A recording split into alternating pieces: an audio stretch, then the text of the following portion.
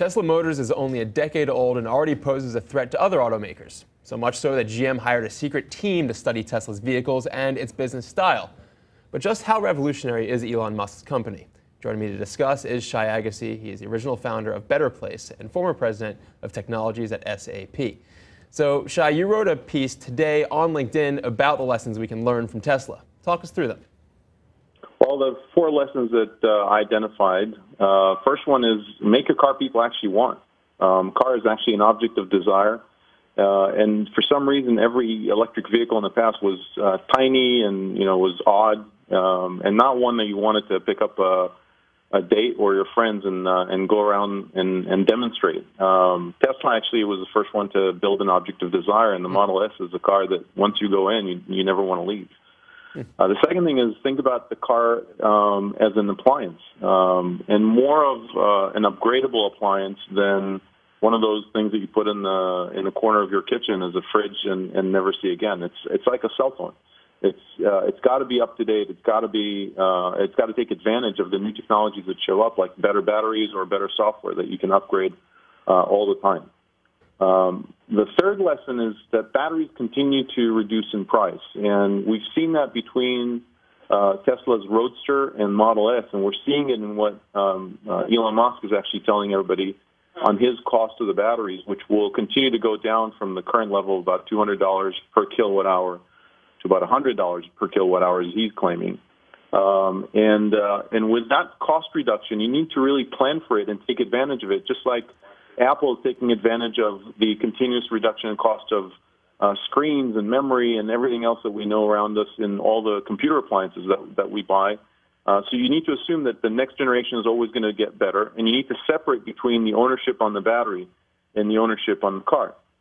And the last lesson is actually one that we're seeing now battle through the courts, and that is that people want to go buy an electric car not necessarily at a dealership. They buy them through a direct experience, and Tesla's approach with owning their own stores, owning the brand, owning the experience the consumer has when they go buy a car is drastically different than they have with dealers, and especially with mixed dealerships where you come in and you want to see an electric car and you end up going out with a gasoline car because they don't even have the car in stock, and so they try and push you to whatever they have in inventory. So those four lessons: the desirability of the car, the thinking of it as a consumer electronics device, an appliance, understanding the battery cost will go down, and then selling it differently. Those four lessons actually drastically change the business model of every car maker once they apply it to their business. Now, Shai, on that fourth point, I've been to a Tesla showroom, I've seen the price tag on a Tesla, and I rarely actually ever see a Tesla on the road. So why would the industry want to replicate Tesla's own experience? I think that's a very valid question. I think the first thing is Tesla is succeeding in its market segment, the one that they picked. So they're not trying to sell a car to a buyer who's looking for a $15,000 or $20,000 sedan. They're actually going after the sort of luxury car, sport luxury car. And in that segment, they have jumped up to number one position pretty much on the first or second quarter the Model S has shown up. And so if you're BMW or Daimler, Mercedes trying to sell, or Audi trying to sell into that segment, used to sell something in the order of about 2,000 to 3,000 cars a quarter, and here Tesla comes in and almost overnight jumps to 5,000 cars a quarter in just the U.S. And so you're looking at that as a guiding principle to what will happen when they start going into other segments. So if today they disrupt Audi A8 or BMW 7 Series, tomorrow they'll disrupt BMW 3 Series, and they'll disrupt the Lexus and Infiniti cars, and then 3-4 years later they'll start disrupting your sedans. And so what we're trying to say, the position I was taking is, you don't necessarily need to replicate Tesla's model if you're building Hondas or Toyotas tomorrow, because that's not what applies to you. What you need to look at into the future is, how do you take the principles of what they've done and understand that those principles will come into the market no matter what you'll do, and apply them to your high-volume business at a different price point.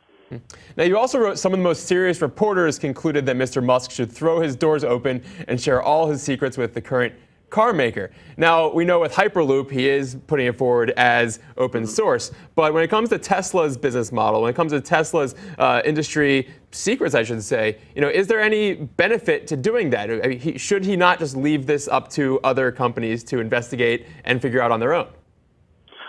So I'm not of the position that he should throw his doors open. The reason some of the people, some of the reporters who wrote those pieces that I'm referring to say that he should open his doors, they're saying even if GM or Ford or any of those car companies came in and understood what Tesla does, they can't replicate it. And if they try to replicate it, their culture will not let them succeed using Tesla's methods. And to a certain degree, they're right. If a company that makes 10 to 15 million cars a year tries to replicate success of a company that makes 20,000 cars a year, they will not succeed. They will actually fail trying to replicate something.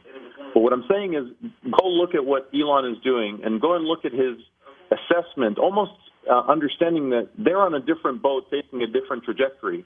But they're in the same ocean and they're taking the same currents that you're going to see.